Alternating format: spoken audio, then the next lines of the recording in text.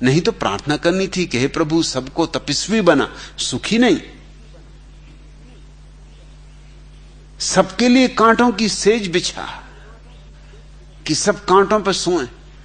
साधारण कांटे काम न देते हो तो लोहे के खीले।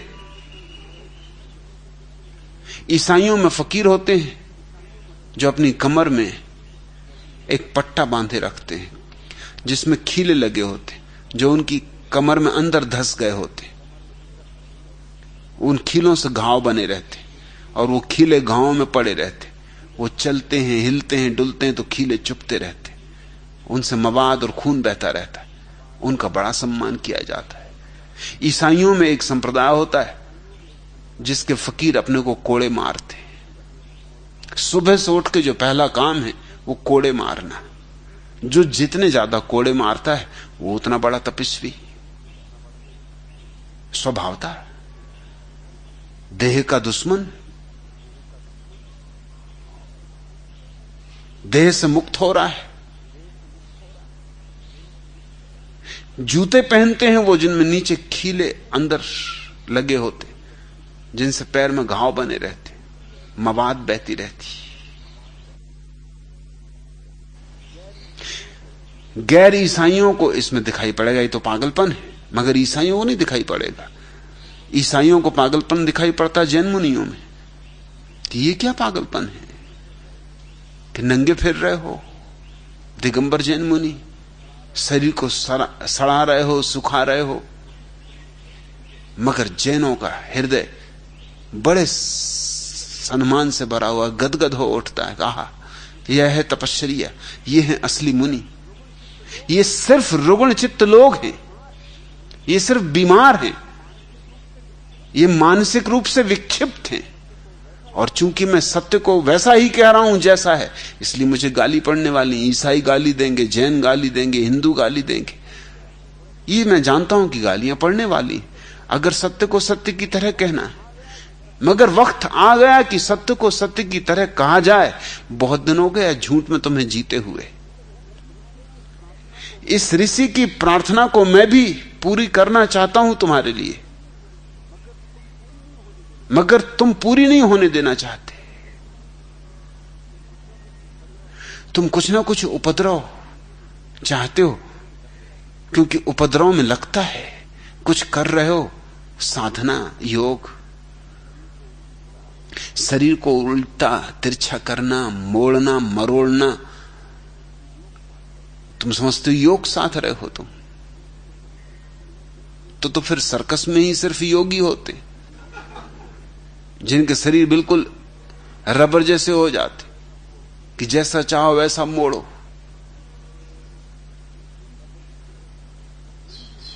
सर्कस नहीं है योग। योग शब्द का अर्थ समझो। योग शब्द का अर्थ होता है मिलन, परमात्मा से मिलन। उसकी कला प्रेम है। उसकी कला ये योगासन नहीं है। ये सिर के बल खड़े होना कोई परमात्मा से नहीं मिला देगा। कोई परमात्मा तुम जैसा घन चक्कर नहीं है कि सिर के बल खड़े हो गए तो बड़ा प्रसन्न हो जाए। अगर मिलने भी आ रहा होगा तो लौट जाएगा कि इस उल्टी खोपड़ी से क्या मिलना। पहले खोपड़ी तो सीधी करो, कम से कम आदमी की तरह खड़े होना तो सीखो। ये तो जानवर भी नहीं करते शीर्षासन जो तुम कर रहे हो। और अगर परमात्मा को शीर्षासन ही कराना था तो सिर के बल ही खड़ा करता ना।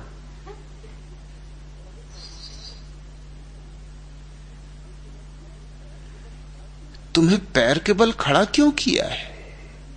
परमात्मा ने कुछ भूल की जिसमें तुम्हें सुधार करना है? परमात्मा ने तुम्हारे भीतर आनंद मग्न होने की पूरी क्षमता दी है, मगर तुम्हारा समादर गलत है, रुग्ण है। उस कारण सुख कैसे हो?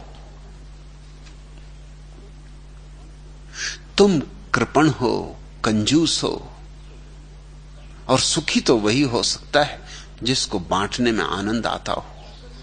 तुम्हें तो इकट्ठा करने में आनंद आता है। हम तो कंजूसों को कहते हैं, सरल लोग हैं, सीधे साधे लोग हैं। मैं गांव में कंजूस के घर मेहमान हुआ, महाकंजूस, मगर सारे गांव में उसका आदर ये कि सादगी इसको कहते हैं। सादा जीवन, ऊंचे विचार। क्या ऊंचे विचार और ऊंचा जीवन साथ साथ नहीं हो सकता? और सादा जीवन ही जीना हो तो ये तिजोरी को काहे के लिए भर कर रखे हुए हो? मगर हर गांव में तुम पाओगे कंजूसों को लोग कहते हैं सादा जीवन। है लखपति लेकिन देखो कपड़े कैसे पहनता है।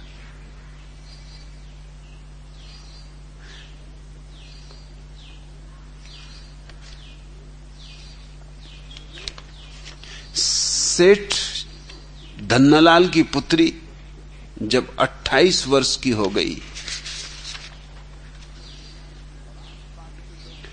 और आसपास के लोग ताना देने लगे कि यह कंजूस दहेज देने के भय से अपनी बेटी को कुंवारी रखे हुए है, तो सेठ जी ने सोचा कि अब जैसे भी हो लड़की का विवाह कर ही देना चाहिए, क्योंकि जिन लोगों के बीच रहना है, उठना बैठना है, धंधा व्यापार करना है, उनकी नजरों में गिरना ठीक नहीं। उन्होंने लड़के की खोज शुरू कर दी। पड़ोस के ही गांव के एक मारवाड़ी धनपति का बेटा चंदूलाल उन्हें पसंद आया। जब वे लोग सगाई करने के लिए धन्नालाल के यहां आए तो चंदूलाल के बाप ने पूछा, आपकी बेटी बुद्धिहीन अर्थात फिजूल खर्ची तो नहीं? इस बात का क्या प्रमाण है? क्योंकि हमारे घर में आज तक कोई फिजूल खर्च व्यक्ति नहीं हुआ है और हम नहीं चाहते कि कोई आके हमारी परंपरा से जुड़ती चली आ रही संपत्ति को नष्ट करे। बाप दादों की जमीन जायदाद हमें जान से भी ज्यादा प्यारी। यह देखिए मेरी पगड़ी, मेरे बाप को मेरे दादा ने दी थी, दादा को उनके बाप ने, उन्हें उनके पितामह ने, और उनके पितामह ने अपने बजाज दोस्त से उधार खरीदी थी। क्या आपके पास भी ऐसा फिजूल खर्ची न होने का कोई ठोस प्रमाण? धन्नालाल जी बोले, क्यों नहीं, क्यों नहीं, हम भी पक्के मारवाड़ी हैं, कोई ऐरे गहरे नत्थु खैरे नहीं। फिर उन्होंने जोर से भीतर की ओर आवाज देकर कहा, बेटी धन्नो, जरा मेहमानों के लिए सुपाड़ी वगैरह तो ला। चंद क्षणोपरांत ही धन्नालाल की बेटी सुंदर अल्युमिनियम की तस्तरी में एक बड़ी सी सुपाड़ी लेकर हाजिर हुई। सबसे पहले उसने अपने बाप के सामने प्लेट की। धन्नालाल ने सुपाड़ी को उठा के मुंह में रखा, आधे मिनट तक यहां वहां मुंह में घुमाया, फिर सुपाड़ी बाहर निकालकर सावधानी पूर्वक रुमाल से पोंछकर तस्तरी में रख अपने भाभी समधी की ओर बढ़ाते हुए कहा, लीजिए अब आप सुपाड़ी लीजिए। चंदूलाल और उसका बाप दोनों ये देख के ठगे से रह गए। उन्हें हतप्रभ देखकर धन्नालाल बोले, अरे संकोच की क्या बात, अपना ही घर समझिए, तकल्लुफ की कतई जरूरत नहीं। यह सुपाड़ी तो हमारी पारंपरिक संपदा है, पिछली 4 शताब्दियों से हमारे परिवार के लोग इसे खाते रहे। मेरे बाप, मेरे बाप के बाप, मेरे बाप के दादा, मेरे दादा के दादा, सभी के मुंहों में यह रखी रही। मेरे दादा के दादा के दादा को बादशाह अकबर के राजमहल के बाहर यह पड़ी मिली थी।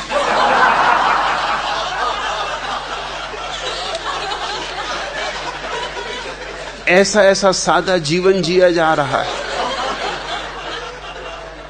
सुख हो तो कैसे हो?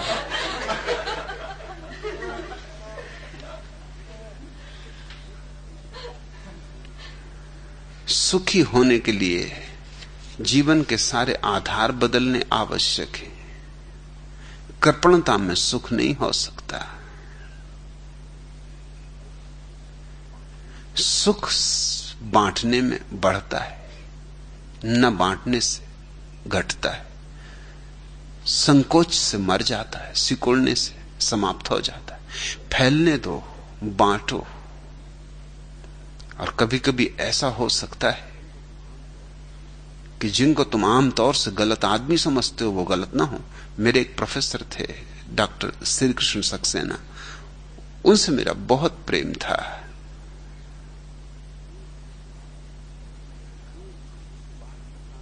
एक बात के कारण सारे विश्वविद्यालय में उनकी बदनामी थी और वो थी शराब। लेकिन मैं उनके बहुत निकट रहा, उनके घर पे भी बहुत दिनों तक रहा।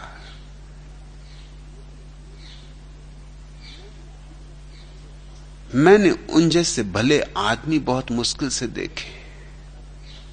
जब मैं उनके घर रहता तो वो शराब न पीते। मैंने एक दिन उनको कहा कि फिर मैं आपके घर न आऊंगा, क्योंकि जब आप मुझे घर ले आते हैं, कभी कहते हैं अब छुट्टी है विश्वविद्यालय में 4 दिन की, तो चलो मेरे साथ मेरे घर पर रहना, तो मैं देखता हूं आप शराब नहीं पीते, मेरे कारण ये बाधा आपको पड़े, ठीक नहीं। उन्होंने कहा कि नहीं, तुम्हारा यहां होना मुझे शराब से भी ज्यादा मस्ती देता है, इसलिए नहीं पीता।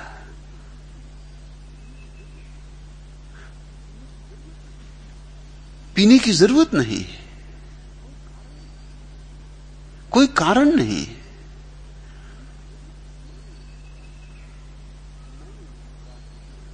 मैंने उनसे कहा कि आपकी आदत है। उन्होंने कहा आदत भी नहीं है मेरी, और अकेले तो मैंने कभी जिंदगी में पी नहीं। जब तक 4 लोगों को ना बुला लूं, जब तक 4 पीने वाले ना हो, तब तक तो मैं पीते नहीं। कभी कभी महीनों नहीं पीता, क्योंकि जब पीने वाले साथ ना हो तो क्या पीने का मजा। इनका बड़ा अपमान था सारे विश्वविद्यालय में कि ये शराबी। बस इस आदमी की एक खराब कि ये शराब पीता था, एक खराब बात हो गई तो अधार्मिक है। लेकिन इस आदमी के जीवन की धार्मिकता को कोई भी ना समझा। जब भी वो मेरे साथ रहे उन्होंने कभी शराब न पी। मैंने लाख उन्हें कहा कि आप पिए, आपकी आदत का सवाल ही नहीं, मेरी कोई आदत नहीं। और ये मैंने जाना कि उनकी कोई आदत न थी। एक बार तो मैं 2 महीने उनके घर रहा, उन्होंने 2 महीने शराब नहीं पी, और जरा भी रंच मात्र शराब की बात ही ना उठी। मैंने उनसे कहा 2 महीने हो गए आप शराब नहीं पिए। उन्होंने कहा 2 साल तुम मेरे घर रहो। ये मेरी कोई आदत नहीं है। अब मैं उस आदमी को धार्मिक कहूंगा जो शराब भी पीता हो और शराब पीने की जिससे आदत ना हो। आदतें तो सड़ी सड़ी चीजों की बन जाती, शराब जैसी चीज की आदत न बनना तो बड़ी साधना की बात है। आदतें तो ऐसी छोटी छोटी चीज की बन जाती जिसका हिसाब नहीं। अगर अखबार रोज सुबह पढ़ने की आदत है, एक दिन न मिले तो दिन भर बेचैनी होती। अब अखबार कोई शराब है? नहीं पढ़ा तो नहीं पढ़ा, लेकिन बेचैनी होती। सुबह से ही बस एक ही धुन लग जाती, अखबार। और आदत तो लोगों को पूजा तक करने की हो जाती। अगर एक दिन पूजा ना करें तो बेचैनी। अच्छी आदतें नहीं होती, बुरी आदतें नहीं होती, सब आदतें बुरी होती। आदत का मतलब गुलामी। और गजब का है वो आदमी जिसको शराब भी गुलाम ना बना पाए। मैं तो धार्मिक कहूंगा, और वो एक सुखी आदमी थे। धार्मिक आदमी सुखी होगा ही। हालांकि मेरी धर्म की तुम परिभाषा देखोगे तो बड़े हैरान होगे। ना वो कभी पूजा करते थे, न कभी प्रार्थना। मैंने उनसे कहा कि आप जैसा आदत से मुक्त आदमी, आप तो बिल्कुल धार्मिक हैं, लेकिन न पूजा है, न प्रार्थना है, न आस्तिकता है। आपको कभी इन सब चीजों का ख्याल नहीं उठा? उन्होंने कहा मैं मस्त हूं, आनंदित हूं, मैं प्रसन्न हूं, संतुष्ट हूं। और क्या करना है? किस चीज की पूजा करूं, क्यों करूं? अगर मेरा संतुष्ट होना पूजा नहीं है तो क्या पूजा होगी? और निश्चित ही वो संतुष्ट व्यक्ति थे, अति संतुष्ट व्यक्ति थे। मैंने कभी उन्हें शिकायत करते ना देखा।